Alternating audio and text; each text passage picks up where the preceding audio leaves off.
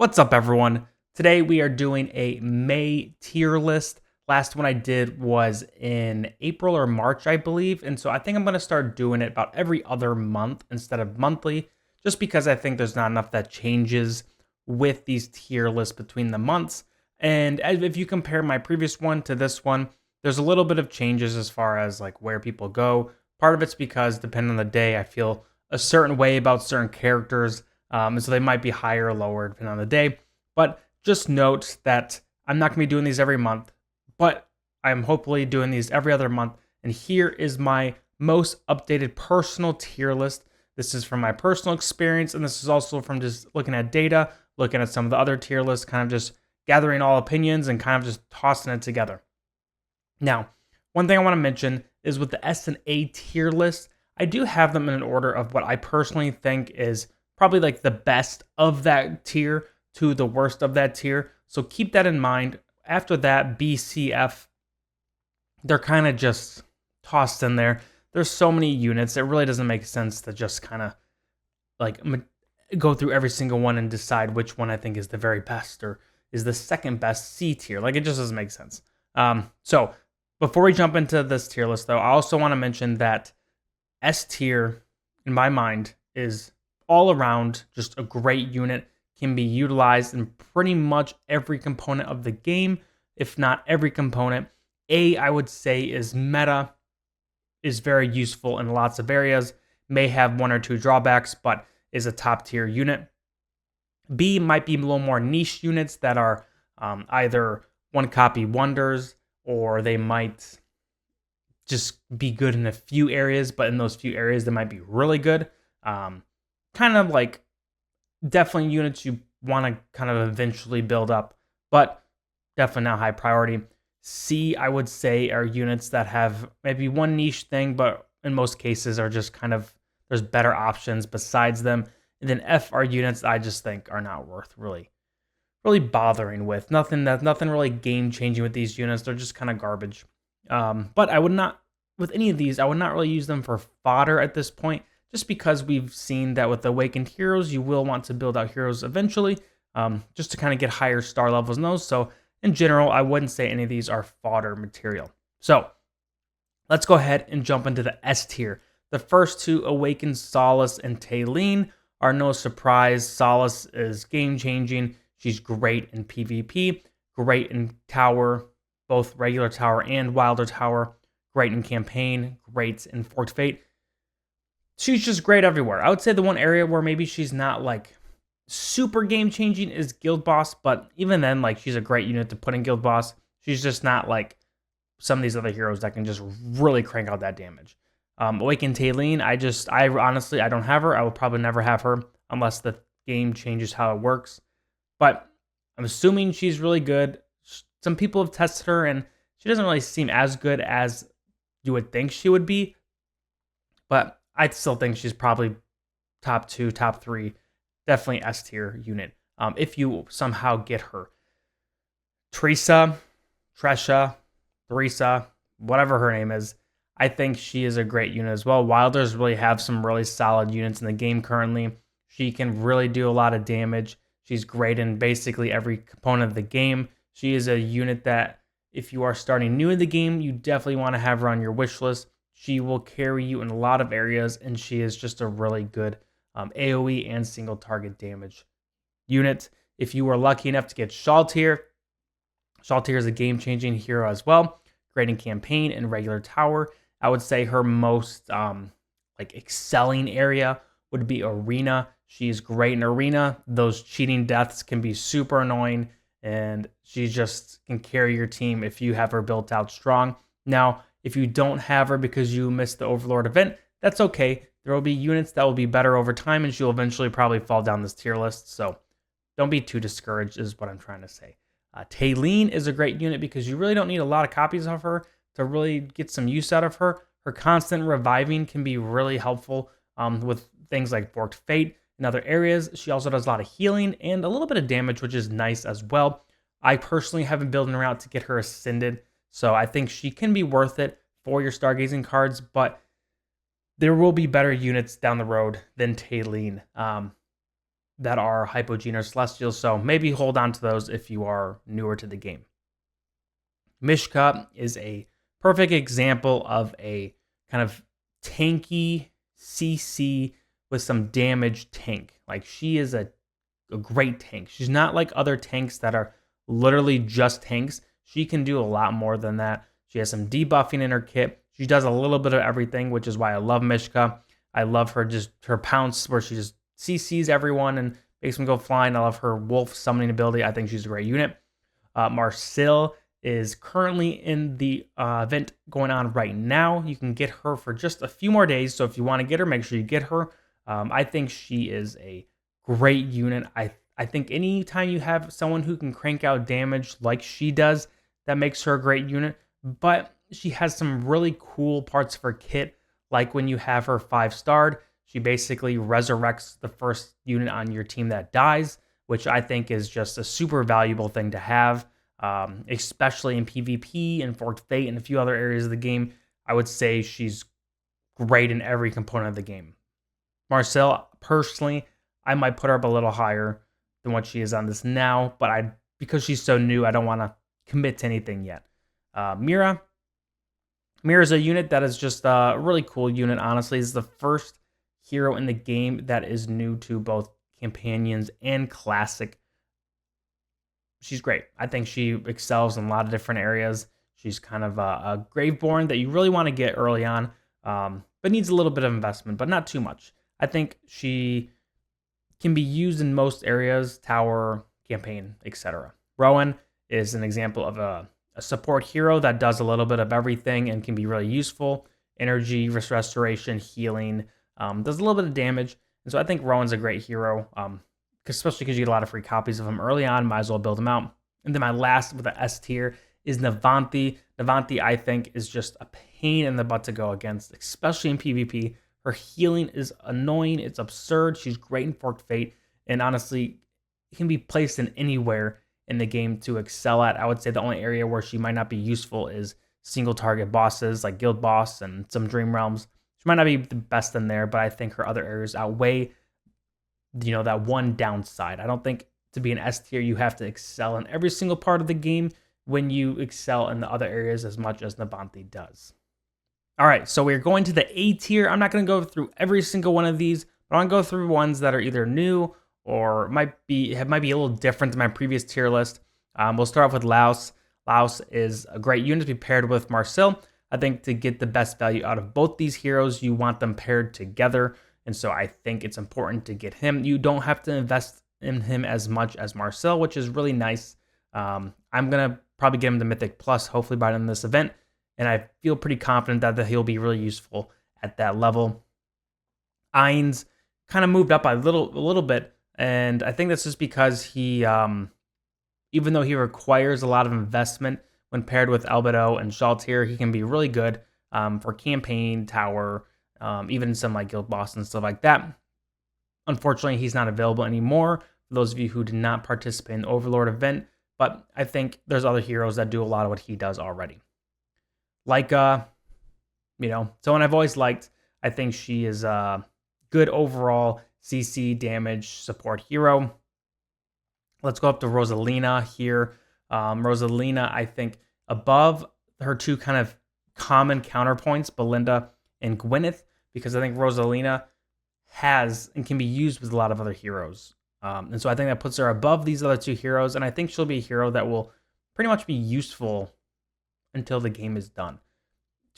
Her supporting abilities and her ability to help units just proc their ultimates over and over again is something that there's really no hero that does that like she does. And so I think she's a hero that you can really invest deep into her, and she will be useful for a very long time. Albedo, I kind of mentioned her earlier right here. She is a hero that is great with dimensionals. Her signature item adds a lot of value to your dimensional heroes and can be kind of like a tanky support hero, which is nice to have. Gwyneth and Belinda. Belinda is a hero that kind of tanked as in moved down a little bit on my tier list. And because I think her biggest flaw is she's just so squishy. When you build her up, she can have some survivability just from stats and buffs alone, but she just is really squishy. Gwyneth, I think is just starting to kind of shine a little bit more than Belinda at this point. She's has a little more survivability, I think.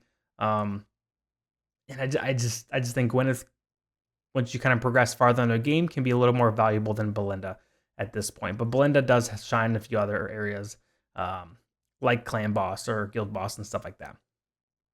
Arthur is a new hero. He was hundreds and hundreds, if not thousands of dollars to get and to build. He's a great hero if you can afford that, but high investment personally, like with your actual money and in-game currency as well. So good hero, but probably not worth it. Some of these guys, let's just go through these ones. Bowman, I don't remember their name. The twins, and then Mahira, maybe her name. All good units at one copy, can be utilized in a lot of different areas. You don't really need to get a lot of copies of any of these three to find a lot of use out of them, which is why they're great. I've gotten all these just from playing the game from normal summons, and I got lucky and got them. Silas is a good support Graveborn hero. Not many of those. He has a lot of survivability with keeping your teammates alive. These two, I would say, are your bread and butter Mauler heroes. There's not a lot of good Mauler heroes in the game. And so Chicken Man and Crucio, maybe that's the name, Crucio?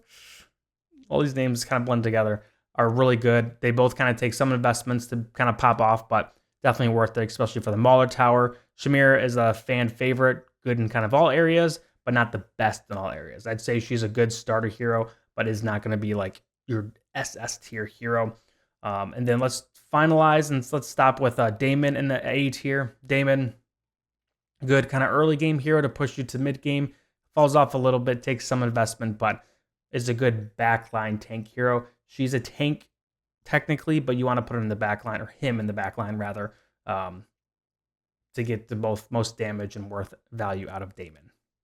Okay, now let's jump into the B category. This category has, everyone in here might have some different areas that they're decent at, or they might be really good at like one specific area and nothing really else. So starting off, we'll just mention Thane. He is a unit that across the board I think can be pretty average, except for one, and that is with Guild Boss. Thane can crank some damage in Guild Boss. You do need to build him out quite a bit, getting that signature item pretty high. But if you do, he will crank out 700, 800, 900 million damage by himself. So he can be really great for Guild Boss.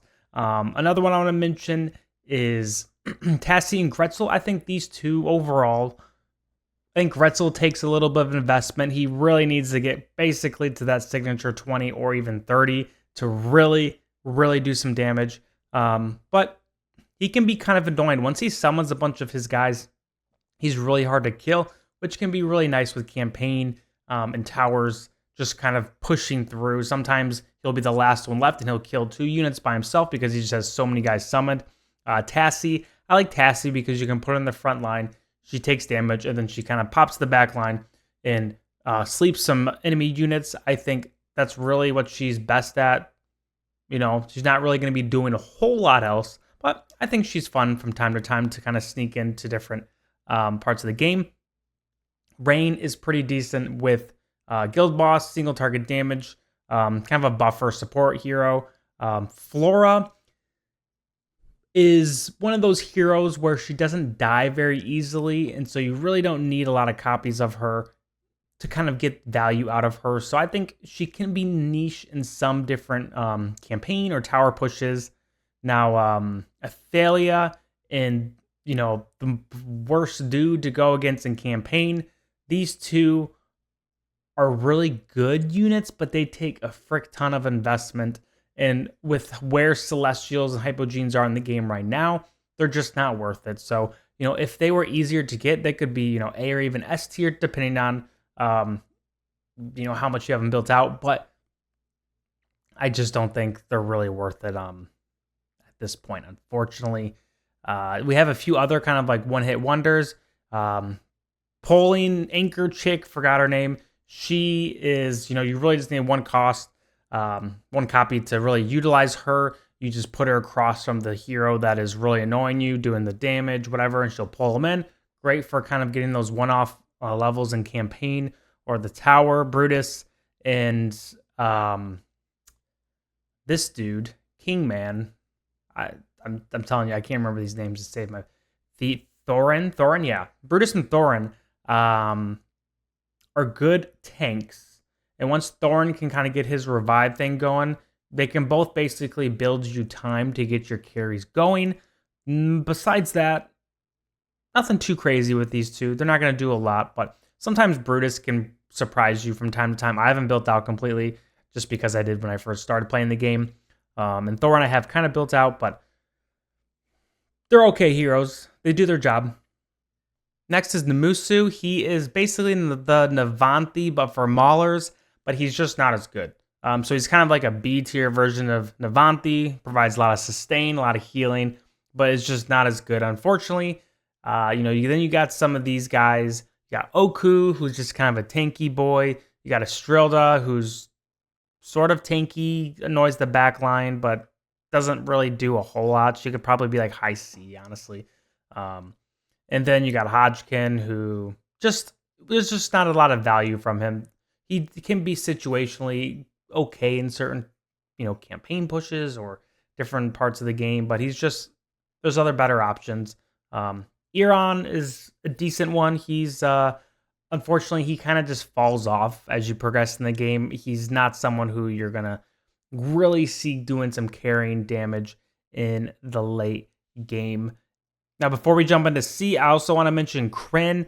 Kryn, unfortunately, had really high hopes for him when he was released, and I still think he is for sure good for your faction towers and can be put in a few other areas of the game, but he's just kind of missing the mark a little bit.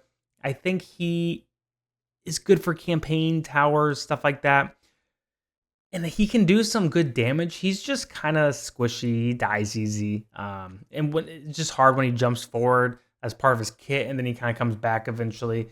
It's just not sustainable.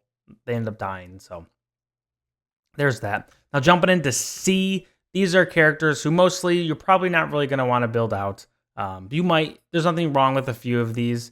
For example, kind of these first four, I would say, situationally could be good. What I like about Lucius is that if you have him on a Lightbearer team, he can provide that sustain for Belinda and Gwyneth to survive, because that's their biggest challenges, is they just die really fast. And so if you, for Lightbearer Tower specifically, I think he can be pretty solid actually, to keep your team alive. Cecilia kind of gets the back line, in some situations can be good, but she just doesn't do enough to really make her worth it. A few other notable ones, you'll look at the Hypogenes and Celestial heroes we have on here. They're just kind of expensive. They cost way too much. You've heard me say this if you're a fan of my channel or if you watched my previous videos. They're just way too expensive. They're not worth it. None of these are really worth building. We have Lightning King that just came out not too long ago. I could see him being decent in some areas, like I've mentioned in that video, but just don't think he's really worth it, unfortunately. This bottom row, these are all heroes that, sure, if you built them out, could they be okay? Yeah, like if you build out most heroes in the game, you can get some value out of them, but unfortunately, they're just not worth building when you have other heroes up here that are just better. Last but not least, we have the F tier. And unfortunately, these guys you just should not build out. And unfortunately, for my other side account, I've built out 3 of these heroes. And my favorite one is Turtle Man. I've gotten a ton of copies of Turtle Man. I just like that he kind of jumps up there and smashes down. I think he's just a fun unit. I wish he was better. I really do. Tidal Wave Man, too. I wish he was better. The rest, I think, are just kind of, not good. Sheep Man, I've invested a good amount in my other account, and he's just not paying much back, unfortunately. And then her, I've also have her built out because I think her skills of like possessing someone are cool, but just when it comes down to actually like using her, she just kind of sucks, unfortunately. But that is my final tier list for May, guys. thank you guys for watching. Hopefully this was helpful. If you guys have any questions, leave them in the comments below. If you like this video, make sure you like and subscribe. And also, I'm curious if there's anything that you think maybe isn't in the right spot. I'd love to hear your thoughts on it. Make sure you leave those comments in the comments below too. And like I've mentioned in the beginning, this is my kind of like totally put all this together, using other resources and stuff like that to kind of make my decisions. But this doesn't mean it has to be perfectly like okay all the time. You might have a different order, and that's totally fine too. This is what I think is probably the best, or as close as you could get to the best, as far as placing different heroes. But you could definitely make arguments for some people to be a little higher, a little lower, and I think that's okay too. But thank you guys for watching, and as always, hope you have a great rest of your day. Peace.